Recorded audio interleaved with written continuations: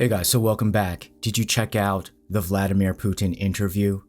You might not care. You might not want to even know what is going on, but it is one of the most watched interviews with a lot of information in there.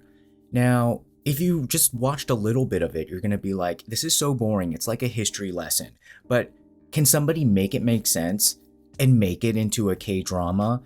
Well, that's what I'm here to do. I may not be an expert in history, but I am an expert in seeing straight through a hoe who's bringing up stories from the past and wants to spin them into a certain agenda. So, stay tuned.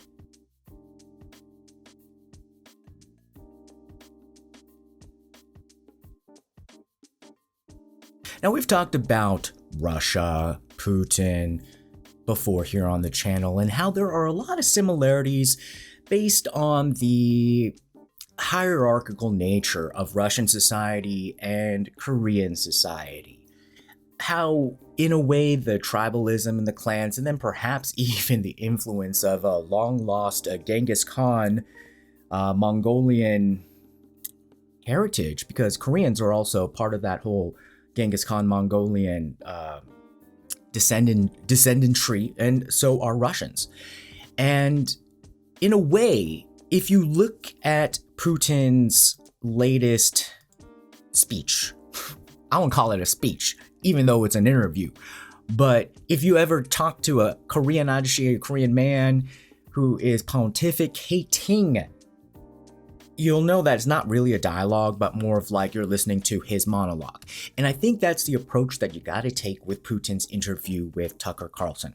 Tucker himself said that he was really confused how the interview just started. It literally started as like Professor Vladimir Putin giving a historical lesson that was supposed to take 30 seconds to 1 minute that turned into like almost 3 hours. So if you don't want to listen to the whole thing and just like break it down, I went through the transcript with a fine-tooth comb to be able to bring you some of the most important salient points and really try to grasp how to understand it. Tucker in real life did, I think, a great job in following the train of thoughts, but he seemed like he was struggling at times.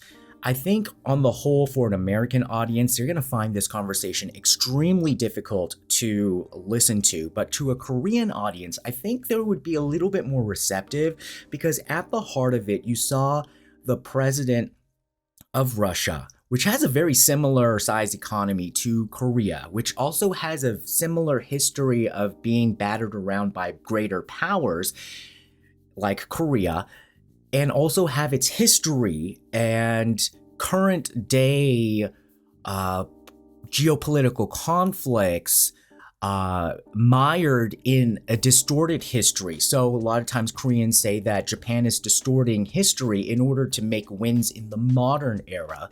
And you see, whether you believe it or not, you see Putin doing a similar thing. So I think Korean audiences would be able to pick up more information about what Putin was saying here.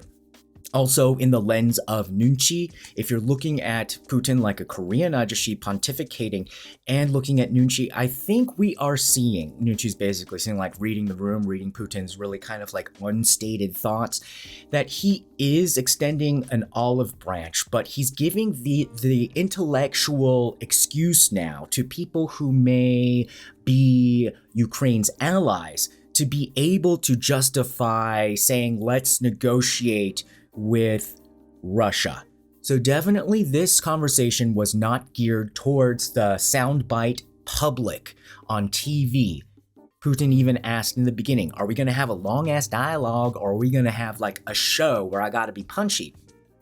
Tucker basically just said, no, we're going to have a dialogue, but he wasn't expecting a lecture. Now, Korean people would expect a lecture from the ajusshi, and ajusshi means old man in Korean.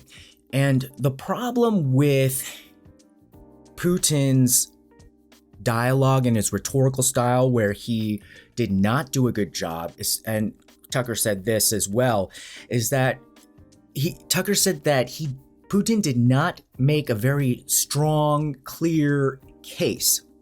But looking through the transcript, if you are looking at it as a written case, which he probably had it written for him and he was like reciting it, I think he succeeded in laying out the bulk of the points that really explain the Russian side through Vladimir Putin well. But the problem with the way that authoritarians speak, the way that these Korean ajusshi speak, it's not like somebody who has had to prove their point quickly and effectively. And usually in that kind of scenario, you're always talking to people with a short attention span. You have to make it very clear what sentence out of your mouth, is it a main point, or is it a supplementary piece of evidence, or is it a subplot, or is it kind of a story?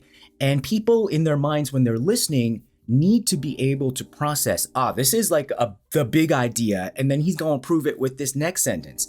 To authoritarians, to people who just are able to talk and never get checked on their opinions, they can just talk and every single sentence is as important as the other. So you don't really know, is he making a main point? I don't even get what's going on in the timeline. So we're gonna make sure. I'm gonna reinterpret it for you after having a long history with interpreting ajusshi language to be able to give you what the heck was he talking about? All right, so if you don't want to listen to the whole thing, the 5 main points that I sort of distilled down, if it's too long, are these. Mainly, Putin, I think, was saying first that Ukraine was an invention used by neighboring empires all the way throughout history. He went all the way to the 800s, okay? 800s to now. Saying Ukraine itself is, as a country, as a people, and definitely as a race, is an invention, and it's not necessarily a real thing. It was used by neighboring empires throughout history to sort of prop up, this little neighborhood of land. Say yeah, y'all are independent. Yeah, you guys are independent. Go Ukraine. So that they can be isolated, just kind of like an independent country that can then be conquered by the bigger country. So Russia was saying that, Ukraine, that was an invention. Everybody, even his own people in Russia, the Bolsheviks, used that as a strategy to be able to move around that region that we say is Ukraine now as a pawn in trying to just, conquer them more easily. The second point, I think he's saying, Russia didn't start this war. It's stopping the war that started in 2014. That requires a long history lesson. Let's go on to the third point. I think he also is saying, let's look at the big picture. Russia is the victim here. I don't know what to say about psychopaths and, these people that are just saying I'm the victim, even though I'm hurting you. Okay, but we're looking at it from his perspective, saying Russia is the victim. We always ask to join the club, of the Western powers. Ever since the Soviet Union collapsed in 91, we thought that we were going to be welcomed into Europe, but we always got denied, always got lied to, and you're using us now in a proxy war with China. And so we have to protect ourselves and we have to protect our people, including the Russians in Ukraine. Fourth point, I think he said we've tried to make peace and settle with the Minsk Agreements, which was essentially to stop the 2014 conflicts. And he said that, we tried and y'all just went back on your word. Y'all meaning basically the Western-backed influencers of the Ukrainian government, which he's basically saying Europe, which basically means the US. So he's basically saying y'all US people are controlling Ukraine and you guys stop these agreements. And he even said Boris Johnson blew up the latest negotiation and he's a former prime minister of Britain. So even if it's Britain, he's constantly saying yeah, but he's probably somehow y'all are in the same club, US and and Britain, you guys did that. And then fifth, I think he kind of said, snuck in there sort of like, you need as Americans to look in the mirror to ask who led you down this road to conflict and war here in, Ukraine and Eastern Europe and in general. And he's basically pointing the finger at the overhang of the CIA Soviet policy and saying like there was so much in this Cold War that was built up so that when the Cold War ended, y'all Americans couldn't have peace because your military industrial complex couldn't afford it and wanted to just keep on, keeping on with the wars. That I think is in a nutshell if you're just thinking of like, don't give me the history lessons, just give me the answers. Okay, so pause it here if you want now to get some popcorn for the history lesson.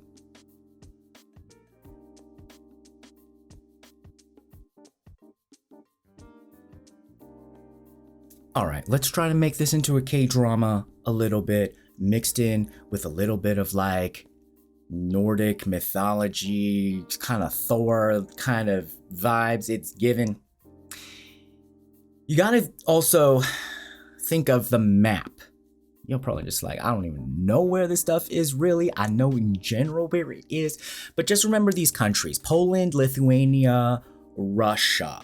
These characters are the main characters, and we're saying like modern day Poland, modern day Lithuania, and Russia, but they also had like different borders throughout history. And the history lesson is a lot about the wars between these countries or these empires, because we're going all the way back to 862.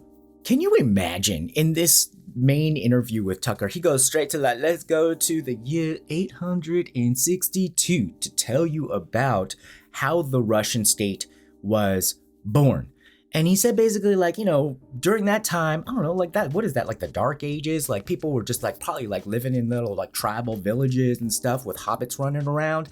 They said that, in 862, all of these, not hobbits, but like, little villages and towns started to come together and wanted to be a Russian state. But this like weird thing happened. Like they asked somebody from Scandinavia to come, like a prince. So I guess, maybe there was hobbits without, like a prince. And so, again, I don't know why them princes were in Scandinavia. I don't know. So they got some prince in Scandinavia and said like, hey, come over. Can you be our leader of this new federation of, we want to be a country now. And so that was 862, and it was in a town called Novgorod. It still exists today. It's in between St. Petersburg and Moscow. All right, so that's the first king. Now, how does like Ukraine immediately enter the picture? Basically, there was a dude that was not necessarily related to this Scandinavian prince who became the leader. Like basically in 20 years he died, and then it looked like a friend or an acquaintance, even though in history it seemed like he rewrote himself as to be like part of his bloodline. But he became the ruler, and he became Oleg the Wise. I don't know, is that like Gandalf? Maybe it's like, just imagine Gandalf, but Gandalf, a little sneaky ass Gandalf, because the first Scandinavian prince had some brothers, and they decided to hang out in Kiev, Ukraine. And Oleg the Wise, like Gandalf went over there and went to go kill them, essentially. Basically be like, look, we can't have you hanging around because we need to have one new ruler, and that's going to be me. Gandalf is like, Oleg slash Gandalf. It's like, I'm going to be the ruler, so you brothers need to go away. And they were hanging out in Kiev. So perhaps if the brothers never decided to go all the way over to Kiev, we would maybe not even be in this situation, because that is Putin's first historical reference of like, why we dragging in Ukraine? Because once Gandalf went over there and took Kyiv and Ukraine, they created this now two capitals of Russia. So then he's saying like, okay, in that first town, like Novgorod, if you kind of imagine, maybe that's like New York or DC. And then he went all the way to LA, like, which is supposed to be like, Kyiv, and saying like, okay, these two areas are now like the main cities of this new Russia. Then he's basically pushing the point. Putin is pushing the point that Ukraine was just a territory with really no independence over the years. That's this whole region, he's saying, like, and even Russia, lost its independence, regained its independence, with Genghis Khan. Then there was like a Grand Duchy of Lithuania, see Lithuania there. Then the Polish-Lithuanian state. And he says, like, look, the word Ukraine even basically means like you're outsider. You're like kind of like, you're not really in Russia, but you're kind of like outside of Russia.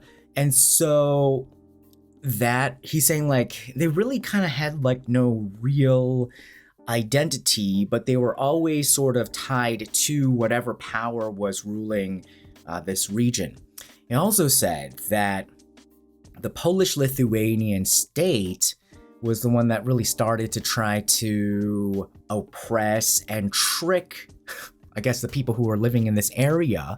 And he said that the Polish-Lithuanian state in this time, like the 13th century, was the first time where they're trying to create a Ukrainian people so that they can separate it from Russian influence and then basically move it on over to the Polish-Lithuanian sphere of influence and then just colonize it. So they're like, yeah, you don't really speak Russian, do you? You speak Ukrainian. Let's change it a little bit. And yeah, you're not really Russian. And then they're trying to, they're saying that the Polish-Lithuanians tried to take it, but treated the Ukrainians very badly in that time.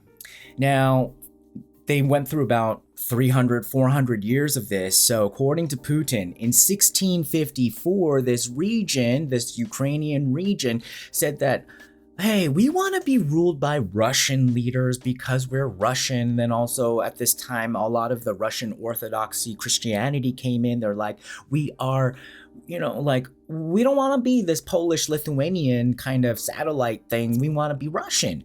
And Putin claims that they asked Poland first, and then they got no response. They got ghosted from Poland. And then they wrote directly to Moscow saying like, please, can you be our rulers now?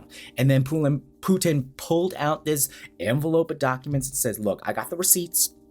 This is documentation that there were people in this area before that did not consider themselves Ukrainian, but they considered themselves Russian, and they went so far as to write an official letter to Moscow saying, please take us. But Russia apparently did not take them right away because they did not want to get into a war with Poland. But then, the legislatures or, the however they organized their feudalism at the time, probably the nobles of the land in Russia, which included a lot of landowners, looking at this being like, oh, well, that's a lot of good land. That's what I'm surmising. But then in any case, they said, let's go to war. Let's take it. So they started a 13-year war to try to take these Ukrainian lands. Remember, like, this area is like the breadbasket, is good agriculture, and agriculture was the path to riches, back then and all the way up until like 20th century. So they went on a 13-year war, and then I guess stuff moved slowly back then because, you don't have email and stuff. So even though the war lasted 13 years, 32 years later, the peace treaty was settled with Poland. And this is when Putin is saying Russia got back the lands, including Kyiv, and that really became part of Russia. Therefore, he's saying this is Russia. Now, we're fast forwarding now to and he's saying like that lasted all the way until the Russian Revolution of like 1917. Now he's going into the historical lesson. If somebody's saying like, wait a minute, Mr. Putin, wasn't there an independence movement? Weren't there people in history in Ukraine saying like, there is truly a Ukrainian state, because we have the documents for that. Now, he's shifting blame to Austria now in the 19th century for the independence movement. And he said again, like, yeah, it was so obvious. Austria was trying to make this area, kind of recall some of that past feelings of like, you guys are Ukrainian, right? You guys are not Russia. So that he's saying like, that was obviously part of the long game of Austria trying to take Ukraine and to weaken the potential enemies and secure favorable conditions in the border area. And this is before World War I. Now he shifts the blame over to Poland. He said after the 1917 revolution, the Bolsheviks sought to restore statehood, then civil war began, including hostilities with Poland. And then after fighting for 4 years, peace with Poland was proclaimed. And then he's saying like, okay, so some of that land was given to Poland. So I'm basically saying like, this Ukrainian thing really didn't exist. They're just like fighting. And then whenever somebody wants that Ukraine area, they try to create a separate Ukrainian independence so it's easier to conquer. Then he's saying that there was, in 1939, an alliance. Now Hitler enters the picture. And Hitler wants Poland to give back this area, the Danzig corridor, and saying that Poland also collaborated with Hitler, but it didn't really give in to the demands, but it also helped like with the conflict in Czechoslovakia, like they were in on carving it up. And so he's basically setting up the premise that, there's like beef, there's like going to be continued beef between Poland and Ukraine, saying like Russia, which was Soviet Union at the time, in 1939 as well, made a treaty with the Nazis to include part of the territory, including Western Ukraine, to be given to Russia. And then also after World War II, even, without the, even like with Hitler or without Hitler, like losing to Hitler or winning Hitler, Russia still got those Ukrainian lands to the USSR. So if you follow this far, we're like after World War II. But then he jumps back to like 1922 to give a context of, so if you're saying like, wait a minute, so yes, after World War II, the Soviet Union got the Ukrainian area as part of the Soviet Union. But remember, the Union was made up of separate individual countries. So how can you say like, even though you got the land as part of the USSR, it was still Ukraine and it was still like all those other Baltic states. So he said like, yeah, well, that's sort of the Bolsheviks' fault. Bolsheviks, essentially like the communists who built up the USSR. And he says, I don't know why. So this is kind of sus. Like, I'm sure he knows what, like he's the dictator. He can order every single historian to look through every historical document to at least figure out a why plausible. So when he says, I don't know why, I don't know if I trust that. But he did say like, I don't know why Stalin or Lenin, they insisted that these countries remain autonomous entities, even though like, we're all part of the big USSR, they still wanted like separate little countries and have their own, identity within them. He's like, I don't know why they did that, but that's the only reason why you would say like, oh, there's like a separate Ukraine, because they kind of did that for political reasons. And then Putin said that this area really was never like Ukraine, but that Stalin and Lenin manufactured Ukraine and just called it, they just slapped a label on it, called it the Soviet Republic of Ukraine. And he says like, yeah, this is really Russia though, but that's what, that's what them communists did. So, how it's convenient for him, right, to kind of, draw a line between like Stalin and Lenin, because it's like, well, that's the old Russia, I'm new Russia. But he also said, well, Soviet Union was also given other territory that never belonged to it, including the Black Sea region, because it was a result of the Russo-Turkish War. So then why not give it back to Turkey? If you're saying like, well, it's not really, you're saying like, oh, Ukraine was not really Ukraine, you should give it back to Russia. Then what about some of these areas like, oh, you should just give it back to Turkey or even Hungarian land? And Tucker called him out on that, saying like, oh, well, didn't you call up that prime minister saying they can take their land back? And he's like, oh, no, well, like, and then he kind of like shucked and jived around that. Okay, so then, how ajushis like to go on those, the latte thing, oh, in my day, well, yes, Mr. Putin in my day, he said, I went on a road trip to Western Ukraine, and when I went there, all the signs were they were in Hungarian and they were in Russian. There was no Ukrainian back then. I didn't see a sign, not one sign in Ukrainian, and they were all culturally Hungarian. Okay, so that was supposed to, okay, yeah, sure. Then he goes to 1991, and he said that this is when this modern day betrayal of Russia started. And now we're moving into, so before was like, okay, historically, Ukraine wasn't really like a real thing. That's why we're saying like, it makes sense for us to acquire it back and reintegrate. Now he's going into kind of like, you're saying that we're so aggressive and we're being like the bad actors in the international relations stage, but let's rewind the tape back to 1991 and see how you guys, as in like Americans and Western Europe, are the bullies, not us. So he's saying like, okay, 1991, Soviet Union collapsed, and even the Russian leadership, went along with it because they thought that Russia was going to be folded into this whole Western European economic power, security, like a kumbaya family. And then he said like, wait a minute, like there was a lot of broken promises. And he said that they were essentially tricked into dismantling the Soviet Union.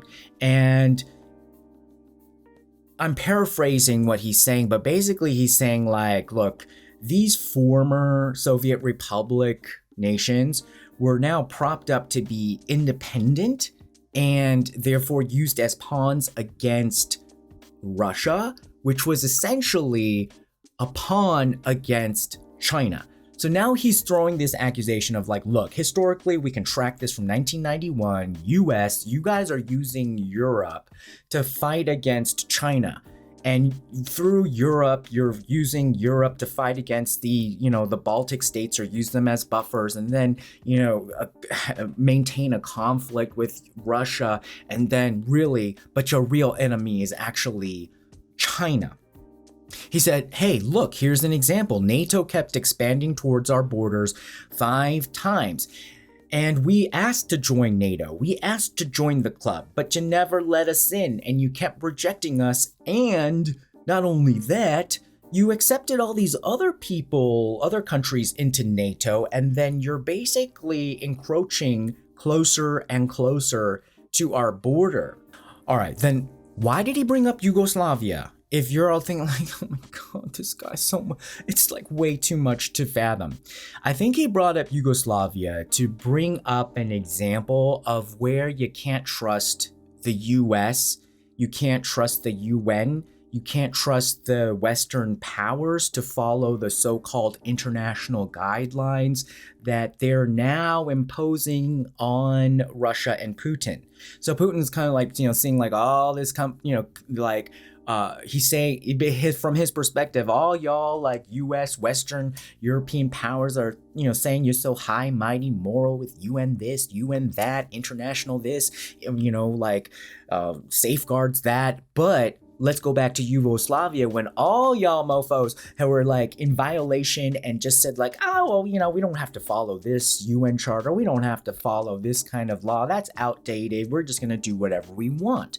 So that whole thing about like Yugoslavia, I think, was to bring up that point, and then also to show that Yugoslavia was even used to bring down Yeltsin, President Yeltsin, the president of Russia right before Putin, and how even Yeltsin was dragged through the mud, accused of alcoholism once he went against what the Western Europeans and the United States wanted, because in that conflict, he's saying like, we had to back the Serbs because we have ethnic and cultural and religious connection to that, our brothers. So again, he's also strategically using that example to say that we go out in this region to take care of our historical own. He did not say it like as clearly as that, but I think that's what he was trying to say. All right, so he became president in 2000, right? But now he's like fast forwarding to 2008, and he's saying like, look, okay, fine. You're pushing me. Like Tucker's like, come on, dude, get to the fucking point. He's like, come on, dude, get to the point. What does this have to do with what you did in 2022? And then now he's like, well, let's move on to 2008. And he's saying that in 2008, that is when NATO started talking about, hey, let's let Ukraine in. So remember, he's saying like, y'all let 5 other people in. You didn't let us into NATO. And they were like getting closer and closer to the Russian border, but now Ukraine is right on the Russian border. Once Ukraine becomes part of NATO, then NATO can install all of their weaponry and, systems like right on the border with Russia, which means that it's much easier to invade. So he's saying like, okay, that happened. And then also the US, you guys were propping up my enemies. Like, in every country, there's the separatists, especially in a dictatorship, there's people who want to challenge you within, to, like, if it blows up, then it becomes a civil war. And so he's saying like, look, US, you guys were funding and helping the separatists in my country who want to bring me down. I talked to you, the US, to not do that. You chew on that. And the reply that I got back from the CIA was, hey, we've been working with the opposition in Russia. We think it's the right thing to do, and we're just going to keep on doing it. And then he's like, okay, boo, fine. If you're going to do all of this, then he said that he was very open about saying like, look, I'm going to try to find another way to create common ground. And he's saying like, okay, fine. Then at this time, the US was developing a weapons system, a missile system with Europe to counter Iran. And he's saying like, okay, look, all right, well, why don't you let us in on it? We can make a nice little missile system with US, Europe, and Russia, and we can counter Iran. And then US was like, really? Like, you serious about this? And then he's like, yeah, of course. Like, let's work together. And then he said that the US said like, no thanks, get lost. And then he's like, look, okay, if you're telling me to get lost, telling me I can't be in NATO, telling me that you might let Ukraine in, then I need to create my own defenses. And so he said, I'm going to build my countermeasures. And so now he's bragging. He said, like, we can shoot down almost anything in the sky. Like, after that, like, we had to do what we had to do. So he's like, okay, fine. That's what we had to do in that time frame. Now he's getting into Ukrainian presidential politics, because he's saying like, look, even though you didn't let Ukraine in to NATO, y'all kind of roped them in on your side, and now they're your lackeys. Definitely starting in 2008, he said like, look, you guys even said that this country that was supposed to be part of our USSR and former USSR friends and family or whatever, it's going to be a neutral state, which means y'all are just building stuff in there. And he didn't go as far as like, like everybody thought he was going to be dropping truth bombs on about like the biolabs. But he was basically saying like, you guys are putting bases there. You guys are putting so-called training centers, which is essentially a way to put a base, military base from another country there without saying that it's a military base. And so they're saying like, okay, you guys have been in control of Ukraine, especially from this time period, even so far as manipulating elections, even so far as, and he called it a coup d'etat.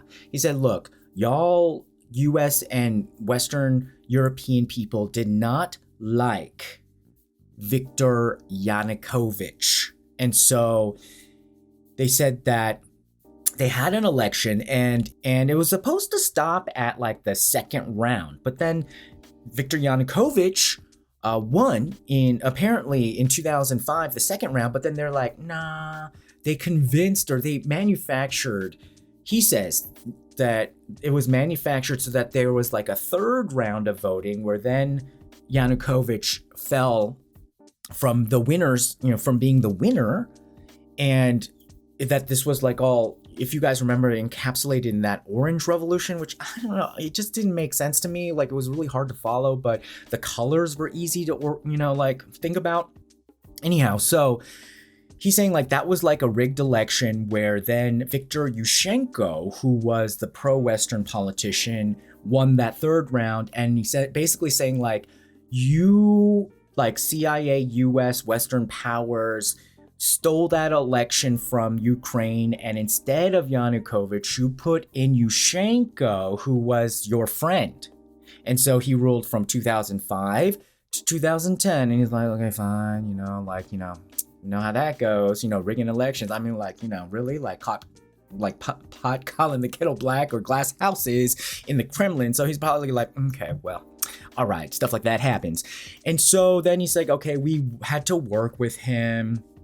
And then he said, like, it got worse when, actually, even though Yanukovych lost in 2005, he still won in 2010. So, he came back. Yanukovych was probably better. It's like, this fool took it, so I'm going to take it back. So he took it back in 2010. But then he's saying, like, look, again, the history lessons, where the US and the European people are at fault. He said, like, look, you guys were pressuring Ukraine to open up trade to the EU, like free trade agreements or whatever. And then he's saying, like, Yanukovych was looking at this and just like, this actually might hurt Ukraine. And he was moved because the Putin saying the Ukrainian and Russian economies were so integrated. So it's going to be really bad for Russia and not so good for Ukraine if they were just like, whoosh, open borders, tariff free. It would not be able to protect the industries within Ukraine and Russia. It would just be too much of a market forces, coming through, I guess. And so he said once Yanukovych, started to express like, he didn't want to be on the money train with the US and Europeans, then he's saying like, you all, like CIA type people, started poking at Yanukovych and started bringing him down by how? Supporting his opposition. So basically trying to support like almost like a civil war within Ukraine. And Putin said that like, okay, we got even a call from the US, saying like, hey, can you like make Yanukovych chill? If you do, then we're going to calm down the opposition and, prevent like a civil war from happening in Ukraine. And Putin said like, okay, I said, yes, I'll do it. And then Putin said, like, even though I did it and I calmed Yanukovych down, which basically meant, like, bring Yanukovych down from, like, using his power. Putin said that the US and Western people just supported the opposition anyway to take out Yanukovych. So he's saying, like, history, if we look at history, you betrayed us. You Americans betrayed us once again. And so he called that a coup.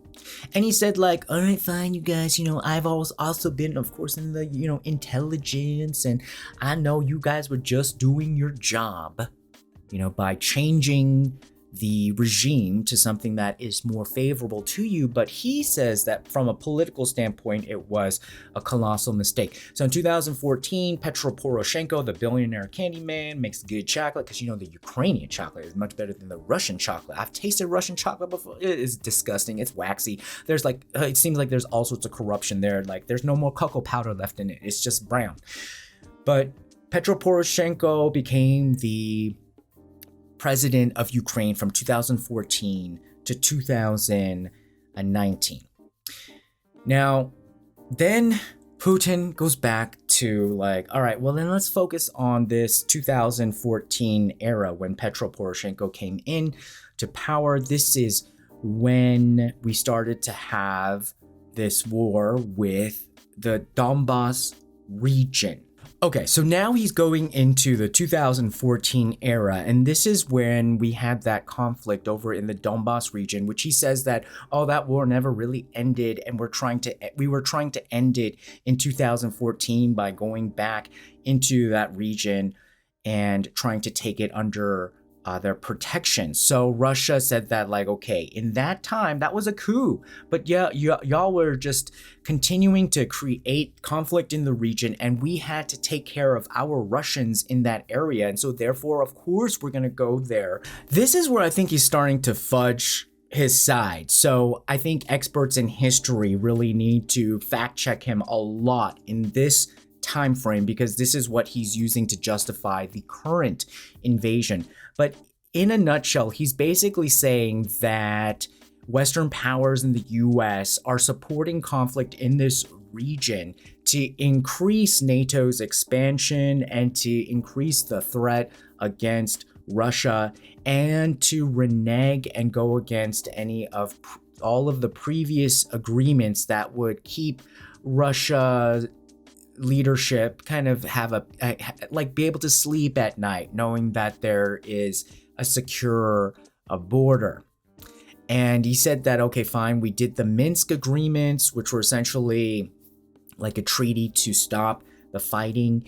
And he said that now he brings it back to the current leadership in Ukraine, saying, like, y'all just said, like, you're not going to do it. So I guess even though they agreed back in 2014, 15, still, even in 2019, they didn't really do anything about it, or they weren't. It wasn't being implemented. And he's saying, like, that was a source of conflict. So the Minsk Agreements, though, why would Putin want to implement them or be more favorable to them? Is because they would be more pro-Russian. There'd be pro-Russian governments, and it would allow, apparently, Russian influence in Ukrainian politics. So it seemed like it'd be kind of like almost like a colonization type of thing, like a satellite or a protectorate or one of these territorial type of arrangements. And so Ukraine, if they wanted to be very independent, saying, like, this is not independent-y at all. All right, now Papa Putin is now jumping back again to another portion of history, because he is bringing up the Nazis. And remember when he first reinvaded or tried to stop the war in 2022, he was saying, like, it's about the Nazis in Ukraine, and everyone was just like, you're crazy, what are you talking about, Nazis? Like, Hitler is gone. Like, what do you mean Nazis? And then I think we've kind of seen a little bit kind of like on the sly, like maybe it's like one of those kind of things that Ukrainians don't really want to talk about. But according to Putin, he's saying like, look, this Nazism is strong in the Ukraine. That's what he says. And he's saying that it's tied to this false sense of identity and independence. And he's saying like, look, this goes back to the history of like the 19th century, the 1800s, when there really was not a lot of true Ukrainian identity, except for the fact that those people in that region were bullied and treated horribly by the Polish and Lithuanians.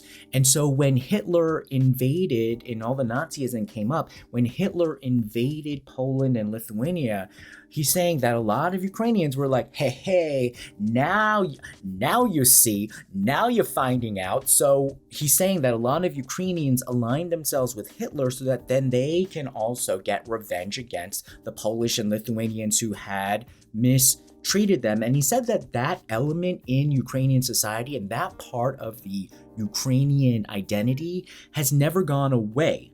And he even accused Zelensky of capitulating to the strong so-called Nazi forces in Ukraine. He's saying like there's two things that Zelensky probably found out when he first got elected. Number one, you don't mess with the Nazis within Ukraine. That's according to Putin.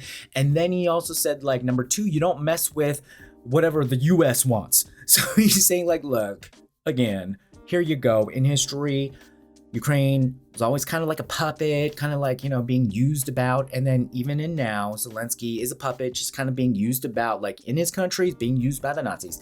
Outside the country, internationally, he's being used by US and Western powers. And yet, Putin says, based on our history, we are all Russian. He's saying like the Ukrainians, we are part of the same culture, values, we're one big family, this is the basis of our society. And he's saying like, all of this, this beef started with that coup d'etat, which again, he's like historically, he's blaming the Western powers in the US for facilitating that coup d'etat and saying like, it's your fault that the Donbas region became unstable and there's all this fighting. And we're just protecting ourselves, our homeland, and our future. And then of course, Papa Putin had to bring in another story. He says, let me give you a story about on the battlefield.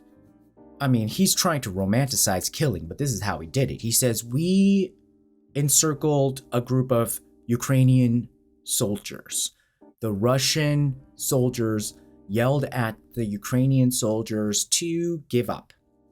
And then he said that the Ukrainian soldiers shouted back, ain't no way in hell, because Russians don't give up. And then he said that his Russian forces, killed them. But he's saying like, see, this is my point. Even when they were fighting to defend their so-called country, they called themselves Russians, or we're fighting with the Russian spirit. So Putin's saying like, they're Russian. And he's saying like, this is basically like a civil war. And then he tries to, well, I guess after all that killing, you gotta bring in Jesus. So then he says like, okay, well, there's a reason why the Ukrainians are trying to get rid of now the Orthodox Church, because this Orthodox Church has brought us together and it does form the basis of our unity, and it is on a soul level. And Putin said no one will be able to separate the soul. And he's like, we're done. And so he's like, amen. Amen. Let me tell you that story of killing Ukrainians and then bringing in Jesus and then saying, amen. So, in a nutshell, that was the history lesson that on the surface looked like maybe he had just focused the first 30 minutes on, but it just kept going back into history, kept going back into other history and going into that history.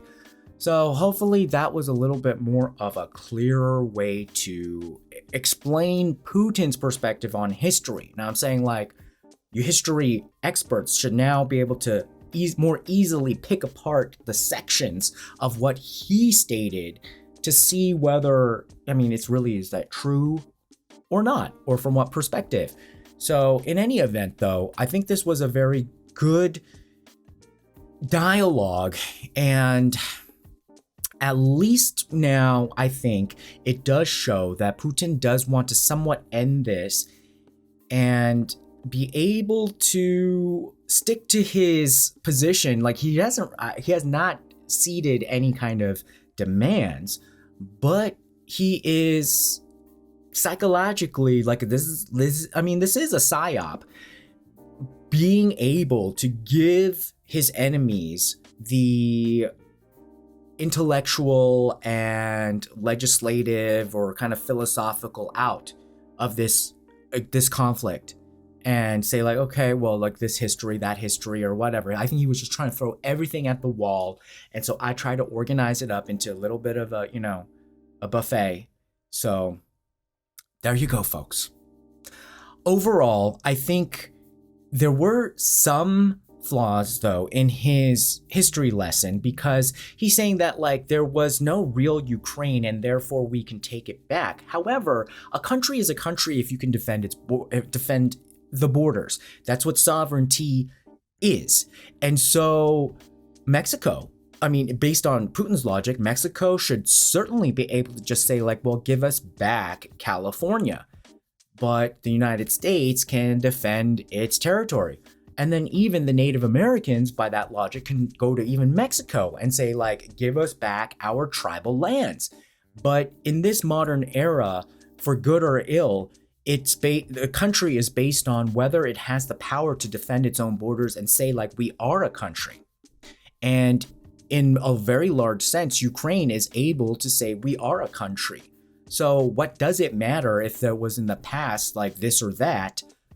It's saying that it is its own country. So I think that's where it's that's where his argument, like historically with all the documents and stuff like that, falls apart a little bit.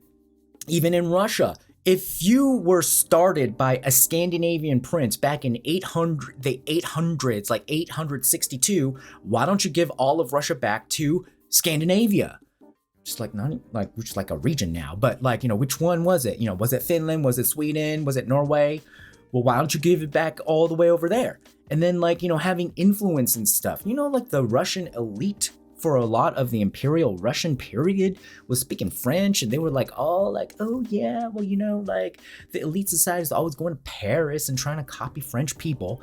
So then why don't you just give yourself to France? Like, once you start getting into this whole thing of like, this is our history, or this is like our connection, we're all connected, we all have a history, but countries in the modern age are defined by a government that can defend its own borders. And so in this case, Ukraine, hey, they got themselves on the map, and up until a certain area, they are able to defend themselves. So by the modern definition of a country, they're a country. All right, guys. Well, what do you think? Did you like Putin's interview? Put your comments below. Make sure you like, share, and subscribe. See you next time. Bye-bye.